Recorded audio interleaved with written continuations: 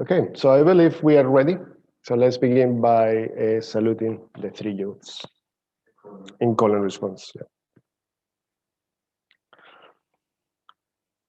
Namo Buddhaya. Namo Dharmaya. Namo Sanghaya.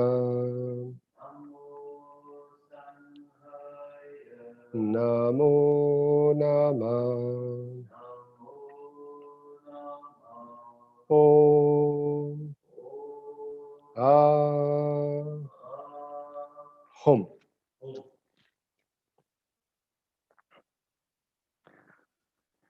So I forgot to mention that I'm here in the shrine in the shrine room with Zach, and Gareth is helping us, supporting us in the tech from his room tonight. On a normal evening, he will be here with us as well in the shrine room. But yeah, we're trying something new tonight, so this is a bit of a change of the format. And I already liking it, to be honest. I really like that, just to see people on the screen while we do the meditation. So tonight is not just the end of this series on ethics. It's also, it's the last of our normal Sangha nights of the year. It's been a particular year, a very, very interesting year, to use a bit of borrowing a bit of English understatement there. And yeah, I thought it would be a good opportunity also to reflect, on this opportunity, the opportunity that we create, that we give ourselves by turning up, by coming to Sangha nights, connecting with the Sangha in this way. So what we're going to be doing is reciting the refuges and precepts as we usually do. And then we're going to do the verses of something that sometimes is called the morning puya, or the 4 reminders. And we're going to be doing that in call and response. And then I will lead a short period of the Metta Bhavana. And then I'm going to invite Kusala Devi to do a reading for us, reading from our teacher, Bhante Sangharákshita. And then we'll have, I'm doing this evening actually with the support of Zach, the active support of Zach. I'm very grateful to him.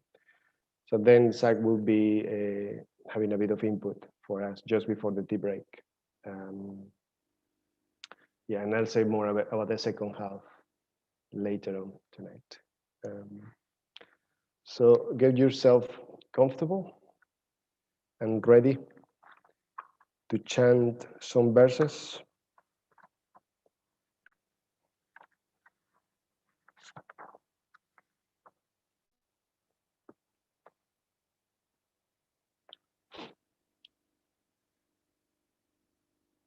The refuges and precepts in call and response. Namo tassa bhagavato arahato samma sambuddhassa. Namo tassa bhagavato arahato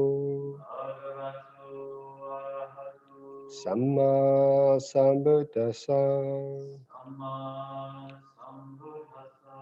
Namo tassa bhagavato arahato samma sambuddhassa. Buddham saranang gacchami. Dhammam saranang gacchami. Sangham saranang gacchami. Dutiyampi buddham saranang gacchami. Dutiyampi dhammam saranam gacchami.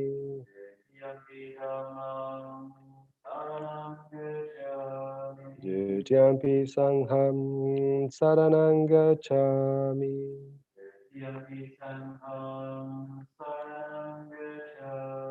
Tatyampi buddham saranam gacchami.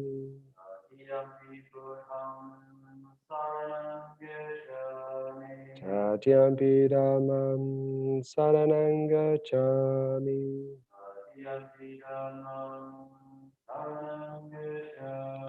Tatyampi sangham saranam gacchami.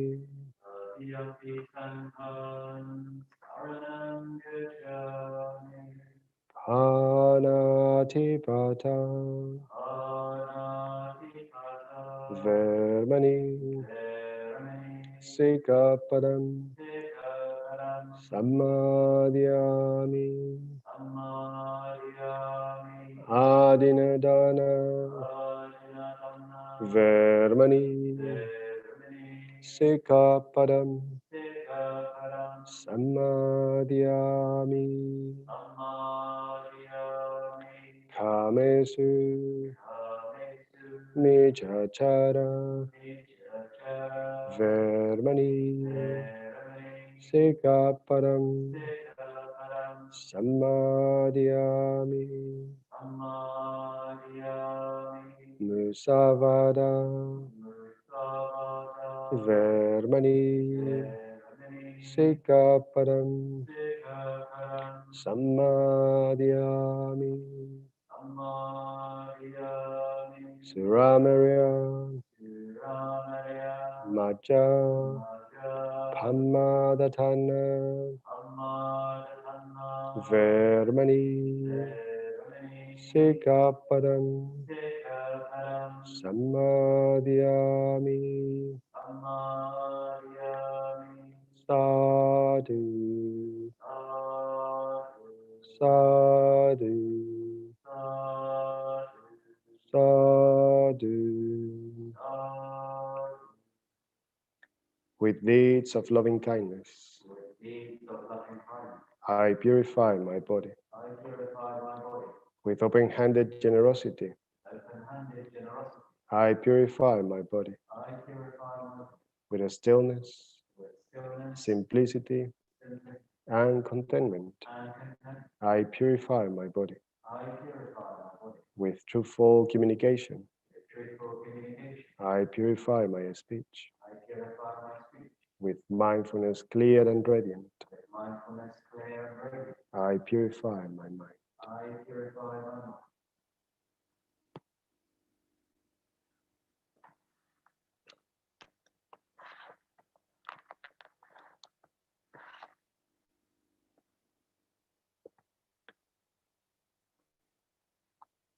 So now we'll do the verses of the 4 reminders, again in call and response.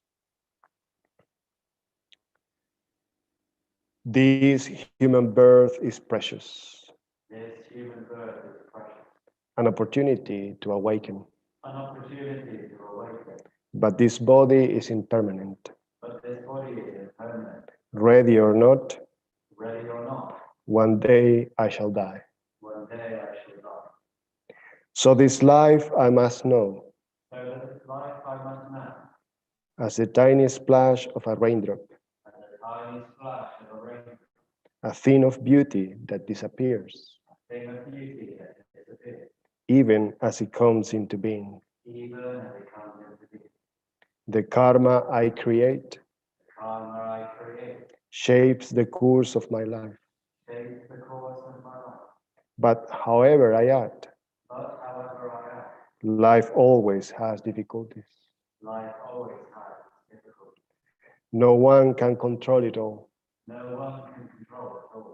Only the Dharma can free me and others from suffering forever. Therefore I recall my heart longing for freedom and resolve to make use of every day and night to realize it.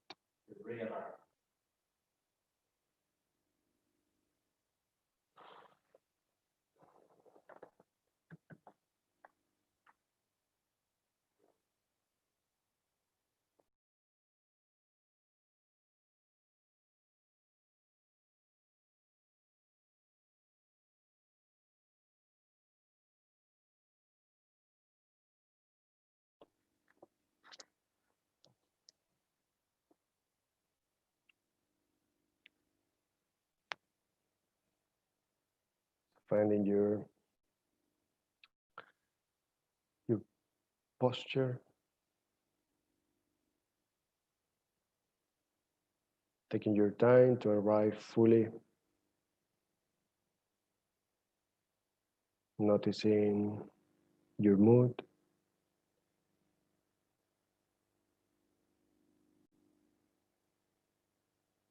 noticing the quality of your energy. And if it helps, you can take 1 or 2 deep breaths.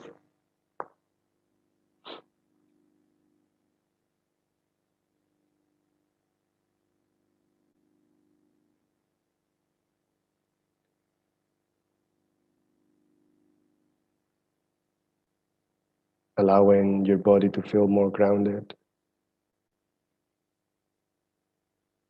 more in contact with the sensations that are happening here and now. Contact with the floor or the cushions.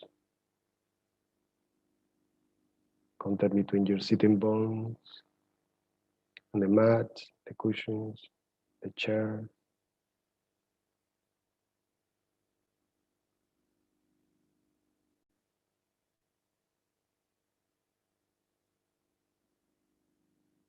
Your hands resting on your lap and on your knees.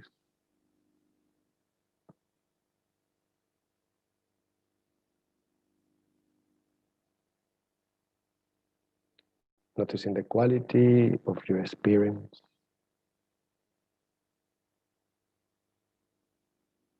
The quality of your mind.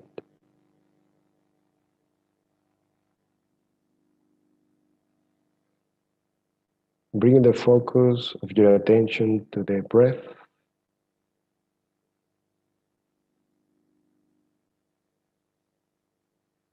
Following its natural rhythm without controlling it.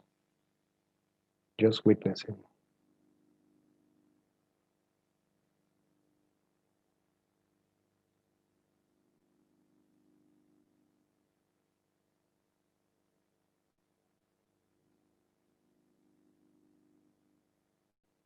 Feeling, experiencing, noticing your chest expanding when you breathe in and collapsing when you breathe out.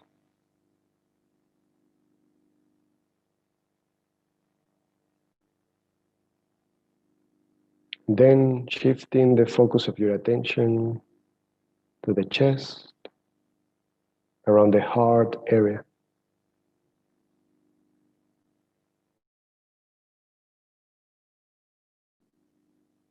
Block sensation, or on the contrary, feeling relaxed,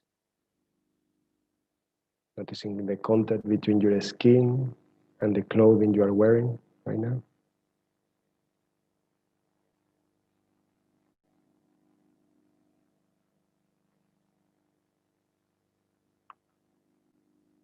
Allowing yourself, your body to relax more and more deeply in your posture.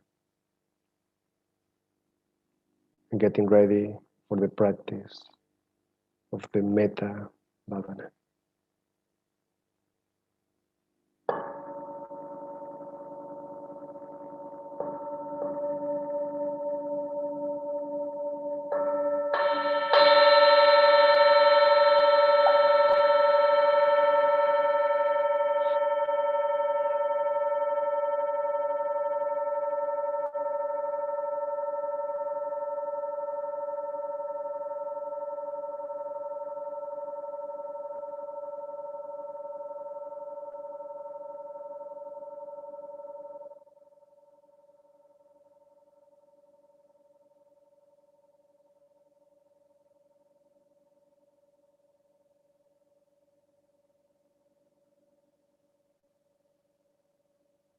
In the first stage,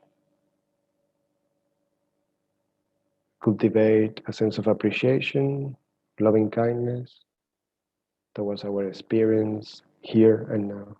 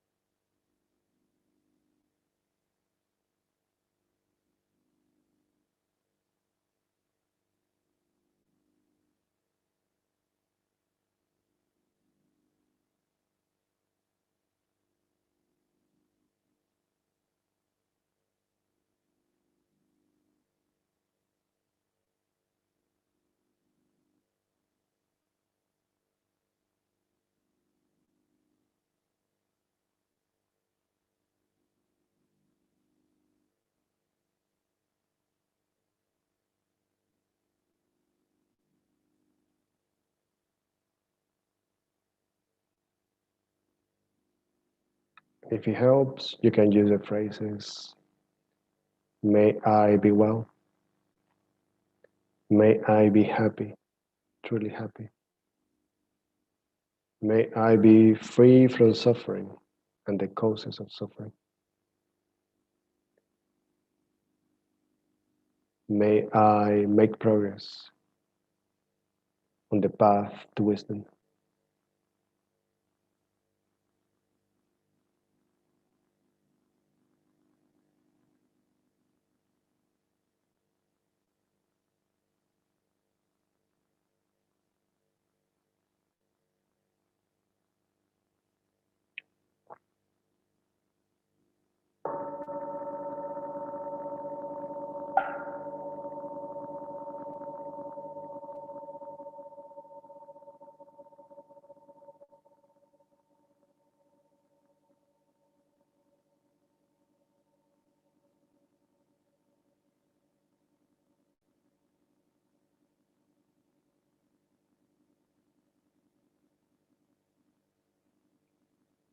In the second stage, we evoke the presence of a good friend, the good companion.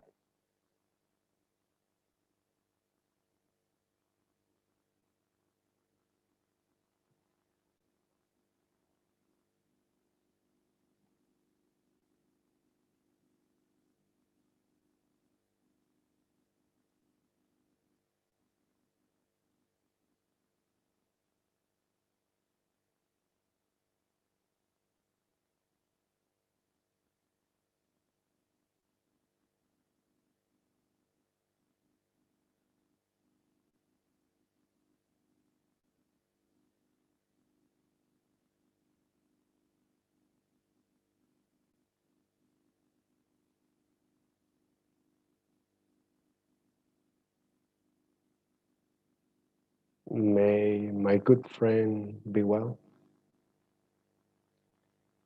May my good friend be happy, truly happy. May my good friend be free from suffering and the causes of suffering. May my good friend make progress on the path to wisdom.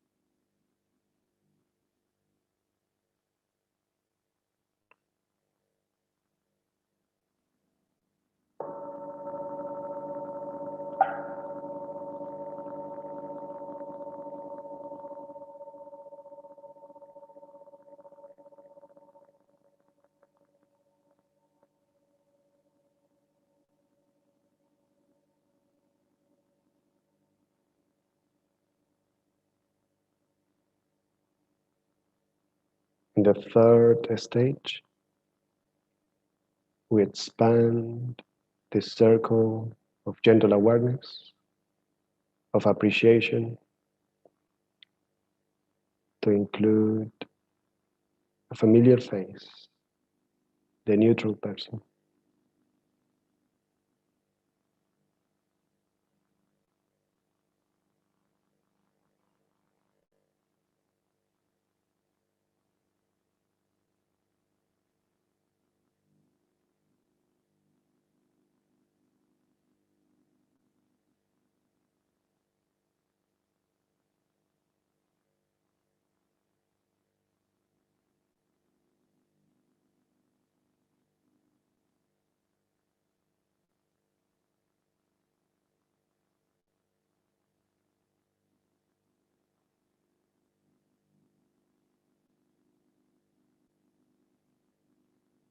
May this person be well. May this person be happy, truly happy. May this person be free from suffering and the causes of suffering.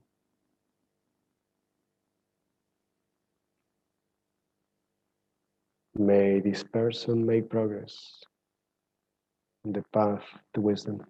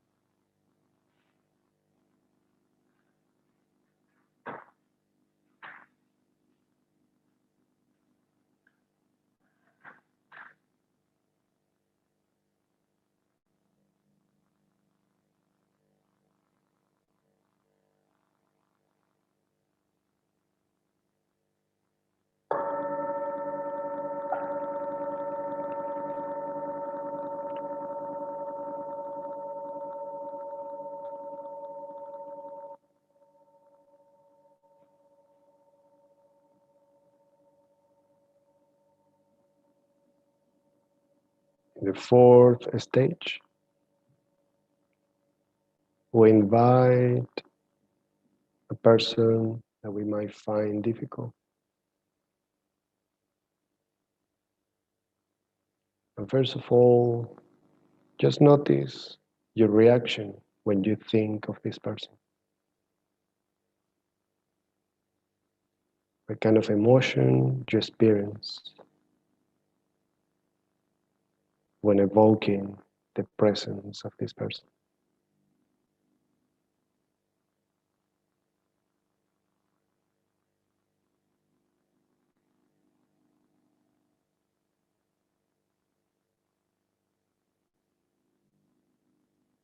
And see if you can look beyond your reaction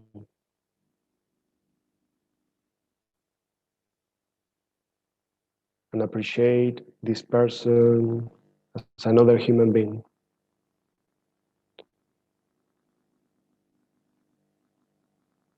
Very likely searching for happiness as we are, though we might disagree with the way they go about it.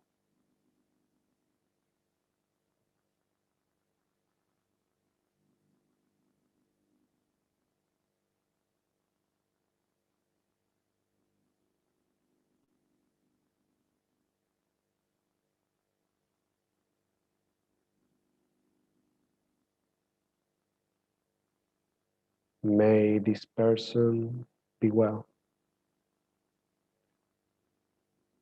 May this person be happy, truly happy.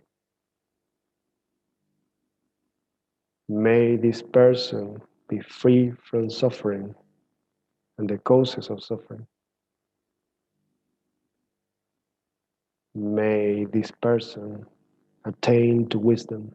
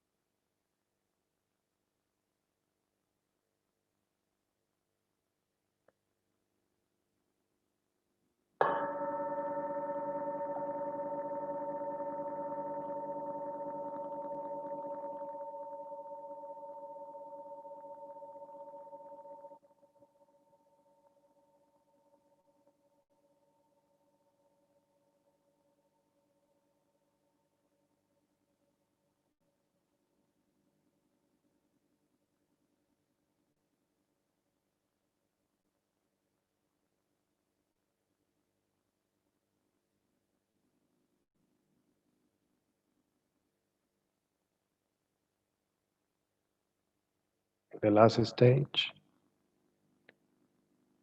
we bring to mind and heart these four people: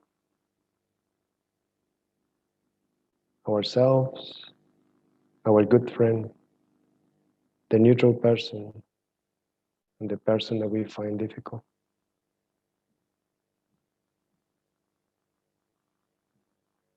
Holding them equally in our appreciation, cultivating towards them that sense of loving kindness, of warm awareness, without preferences.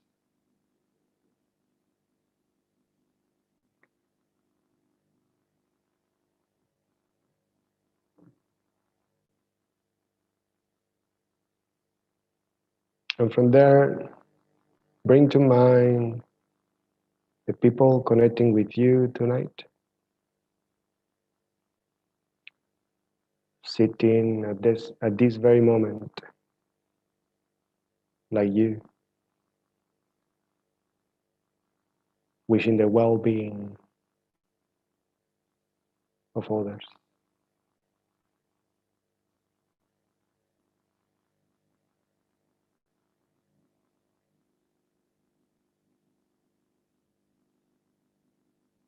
And then keep expanding that sense of appreciation, that circle of gentle awareness, to include other people in your building, in your neighborhood, your city, your county, your country, and so on, covering with your imagination the entire world,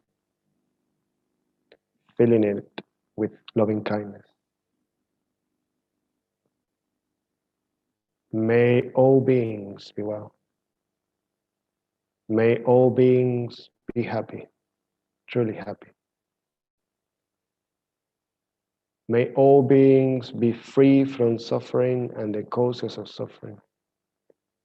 May all beings make progress on the path to wisdom.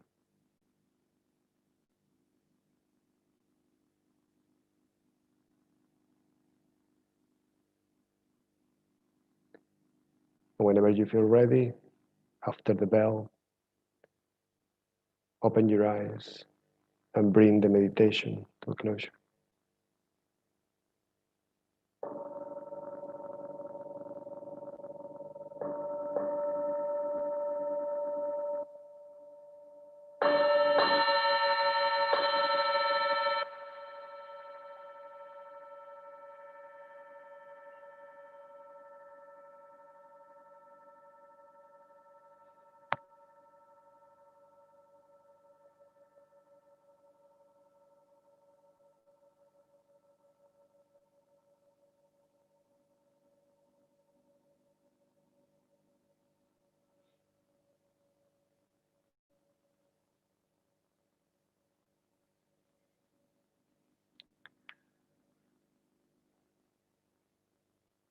And now, to round up this first half of the evening, I would like to invite Kusala Devi to read a poem for us.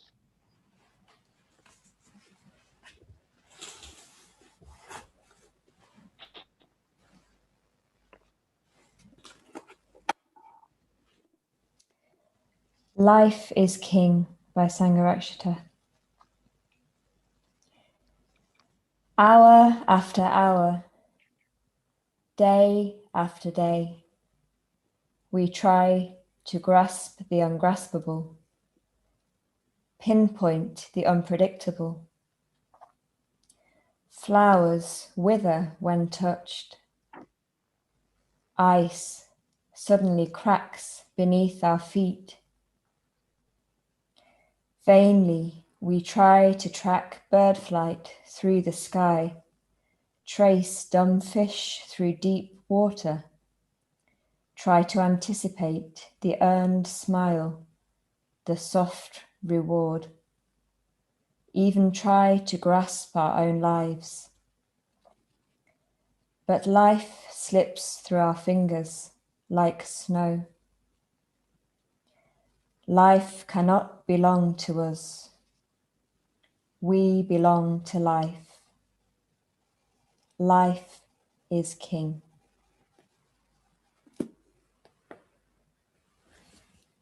Thank you, Kusala Devi.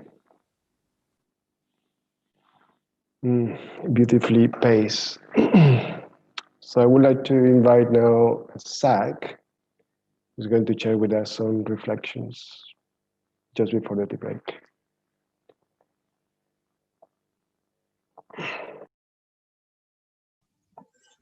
Hi everyone. Can everyone hear me okay? Yeah. Good. So as you all probably know by now, the center runs on a dana economy, which essentially means give what you can and take what you need. It's probably something that we're kind of familiar with now, this sort of process of generosity that the center runs off of. And so I was reflecting yesterday about dana, and it occurred to me that the center and our community actually exists on the basis of generosity. It exists because others in the past have been generous, which enables us to meet tonight, albeit on a Zoom call. But that's all thanks to the effort and the time that people have put in the past. And I like to think of this as a sort of flow of generosity that was started a long time ago. And I find this image really beautiful, like this flow of generosity that's almost like a river. And to think sort of where it's its origin, where did this generosity start? And where did it begin? And it's interesting to reflect on the origins of the Nottingham Buddhist Centre and those that we probably have never met, renovating this building through hard labor, spreading the Dharma in a new land. Then thinking of all the people that have come through the door before us, and have been met with warm reception, as we're all probably quite used to.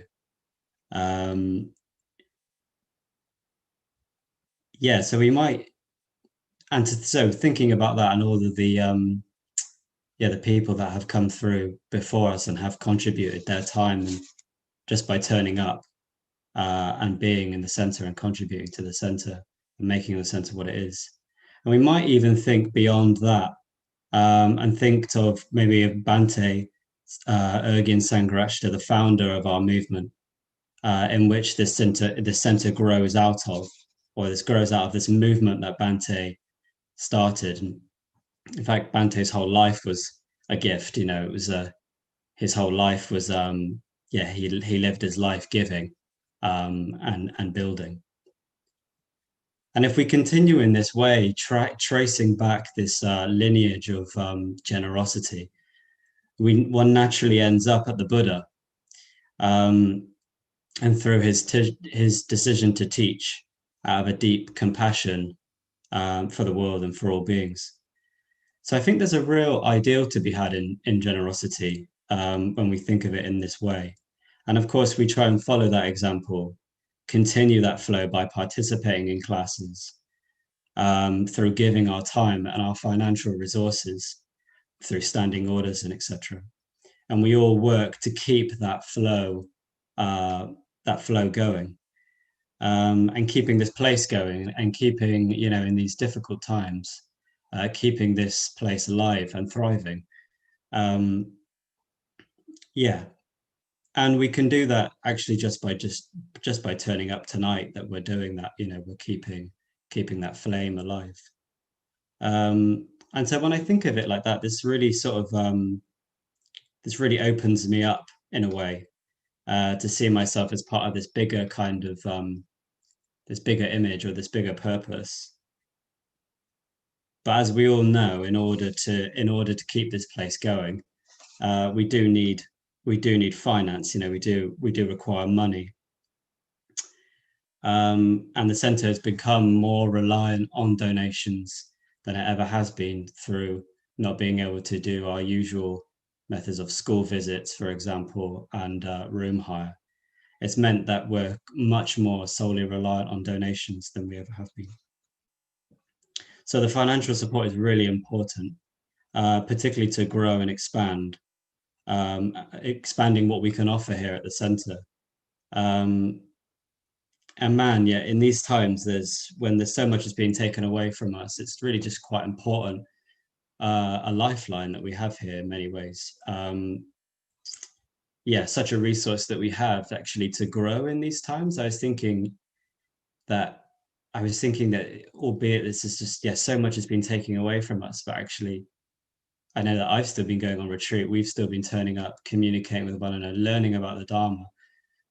In these really weird times, you'd think that it's just very amazing to think that we can still grow in these times, and a lot of that's thanks to the center here and to people that have contributed to the center before us. So for me, there's a real clear link actually between generosity and that of gratitude. So firstly, recollecting what I've been given, or what we've been given, recognizing what we've been given as incredibly precious in the world, and then acting to make sure that resource continues to flourish, so that others are able to benefit from it in the future, in whatever means we can. And as I said, you know, that might just mean turning up and practicing together, and that goes a long way. You know, we wouldn't be a Sangha if we weren't doing that. But if you can give financially, bear that in mind of the people that have come before you and have given their time and their resources. And also reflect on what you've been given over this year, and how your practice has helped you over these difficult, challenging times. It's certainly helped me a tremendous amount. I can't actually imagine what it would be like without it. I just dread to think in some ways. So yeah, that's what I've got to say about that.